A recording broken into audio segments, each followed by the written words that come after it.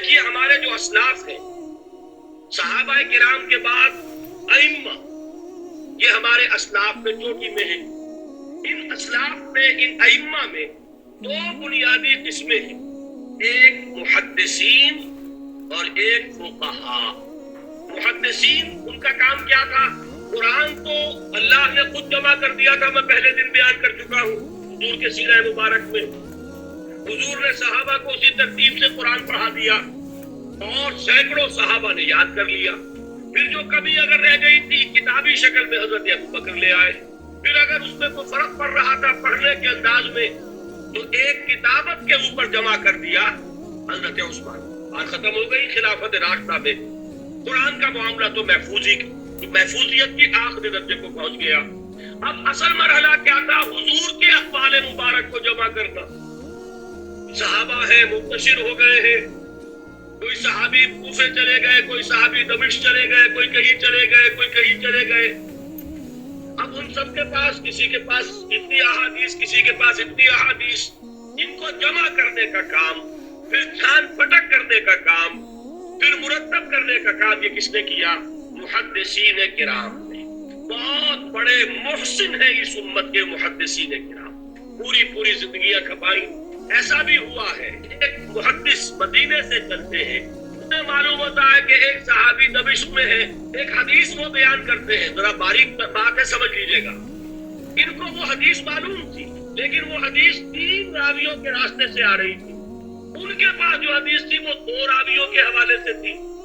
اب وہ جاتے ہیں اور وہ دمشق کا سفر کرتے ہیں صرف اس حدیث کو سننے کے لیے، سواری سے اترتے بھی نہیں۔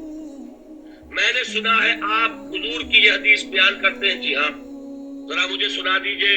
سنا دیا، ویسے ہی اپنے اونٹ کی جو ہے گردن موڑ لیجئے واپس۔ بھائی اترو، ٹھہرو، قیام کرو۔ نہیں، میں صرف ایک حدیث رسول تم سے سننے کے لیے آیا تھا، میں اپنے اس سفر میں کوئی اور مقصد جمع نہیں کرنا تھا۔ یہ کام کیا محدثین۔ لوگ سمجھتے ہیں جیسے کہ ڈرائنگ روم میں بیٹھے ہوئے آرام سے کتابیں پڑھتے ہیں، شاید ایسے ہی محدثین کا کام تھا۔ انہوں نے جس طرح زندگیاں لگائی ہیں اور جس طریقے سے حدیث کو جمع کرنے کے لیے مشقتیں جھیلی، اس کا آج ہم تصور نہیں کر سکتے۔ اچھا، وہ تو محدثین کرام ہیں، ان میں بھی اب ایک کا نام نوٹ کر لیجئے۔ چوٹی پہ کون ہے؟ امام بخاری، امام مسلم، امام ترمذی، امام احمد بن حنبل، امام ابن ماجہ، امام ابو داؤد، سب ہیں۔ لیکن چوٹی پر رئیس المحدثین کون ہے؟ امام بخاری۔ اچھا، اب تیسرا طبقہ ہے ہمارے ہاں، دوسرا، وہ ہے فقہاء۔ قرآن بھی جمع ہو گیا، حدیث بھی آ گئی، اب اس سے احکام نکالنے بھی تو ہے نا، استدلال کرنا ہے، حدیثوں کو جوڑنا ہے، قرآن کے ساتھ ان کا ربط تلاش کرنا ہے، اور پھر کوئی حکم تلاش کرنا ہے، اجتہاد کرنا ہے۔ یہ کام جنہوں نے کیا انہیں ہم کیا کہتے ہیں؟ فقہاء کرام۔ اور ان میں بہرحال جو لوگ یہاں جمع ہیں، مجھے یقین ہے کہ وہ اس بات کو تسلیم کرتے ہوں گے کہ ان میں چوٹی پر ہے امام ابو حنیفہ رحمۃ اللہ علیہ، امام اعظم۔ پوری دنیا نے تسلیم کیا ہے کہ قانون کا جتنا سینس امام ابو حنیفہ کو ہے، قانون ایک علیحدہ شے ہے، اخلاقیات علیحدہ چیز ہے۔ ایک شے کا اخلاقی تقاضا کچھ اور ہے، قانونی تقاضا کچھ اور ہے۔ آپ کو کسی نے تھپڑ مارا، اخلاقی تقاضا کیا ہے؟ معاف کر دو بھائی، اور قانونی تقاضا کیا ہے؟ جوابی تھپڑ رسید کرو۔ اس لیے کہ اگر یہ نہیں کرو گے تو اس کی ہمت افزائی ہوگی، یہ کسی اور کو بھی تھپڑ مارے گا۔ میں اپنا احساس عرض کر رہا ہوں، اور دنیا میں جو بات مانی گئی ہے کہ جس کا نام لیگل سینس ہے، قانون کا ایک فہم، اس میں دنیا کا کوئی شخص مقابلہ نہیں کر سکتا امام ابو حنیفہ کا۔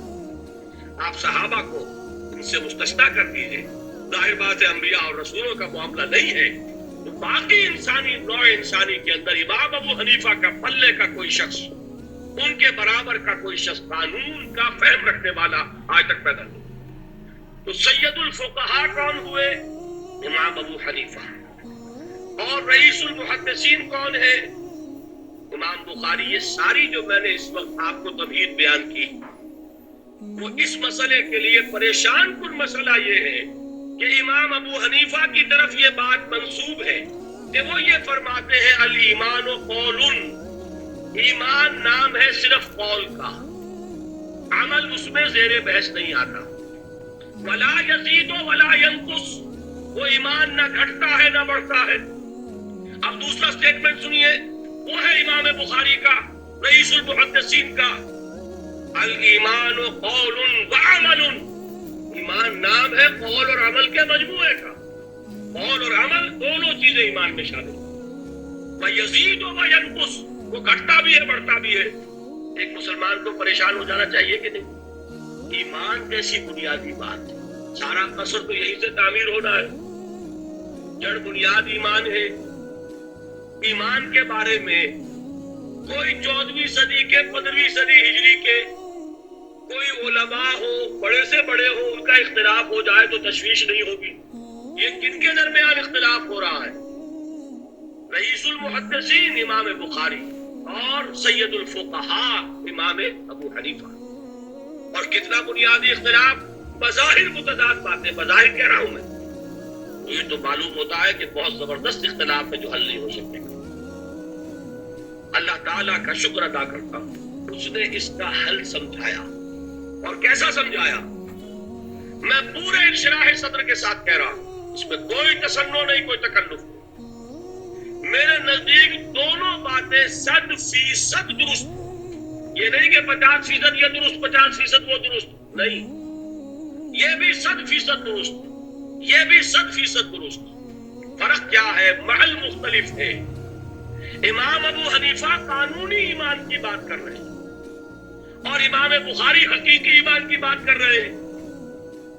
قانونی ایمان کے اعتبار سے 100% درست ہے یہ بات کہ وہ صرف قول ہے، عمل نہیں، زیر بحث آئے گا۔ ایک شخص نماز نہیں پڑھتا کافر نہیں ہے، نماز کا منکر ہو جائے کافر، زکوٰۃ نہیں دیتا فاسق ہے، فاجر ہے، کافر نہیں ہے، زکوٰۃ کہتے کہ ہے ہی نہیں دین میں، کافر۔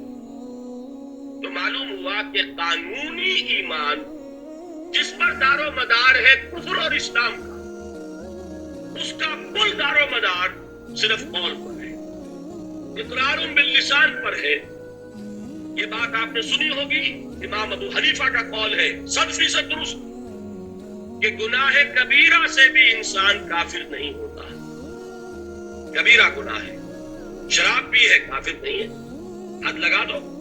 حضرت عمر نے اپنے بیٹے پر حد جاری کی، ایک مرتبہ مصر میں حد جاری ہو چکی تھی، لیکن حضرت عمر کو احساس ہوا کہ وہاں شاید رعایت کی گئی ہوگی خلیفہ کے بیٹے پر حد جاری کرنے میں، لہذا پھر بلایا اپنے پاس اور دوبارہ حد جاری۔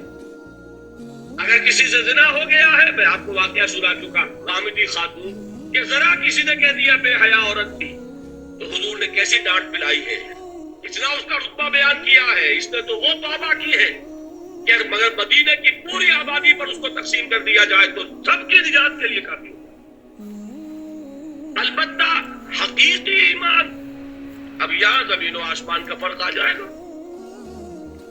ایمان دل میں اتر جائے تو کون نہیں جانتا کہ دل میں جو بات اتر جائے وہ عمل پر ضرور اثر انداز ہوتی ہے۔ یہ بات سیدھی سی ہے، دل میں یقین ہو، عمل اس کے مطابق ہوگا۔ دو اور دو چار کی طرح مثالیں دے دوں آپ کو۔ آپ کو یقین ہے آگ جلاتی ہے، آپ ہاتھ ڈالتے ہیں اس میں، کیوں؟ یقین ہے کہ جلاتی ہے، لہذا کوئی شخص ہاتھ نہیں ڈالے گا، غلطی سے پڑ جائے تو پڑ جائے، جان بوجھ کے کون ڈالے؟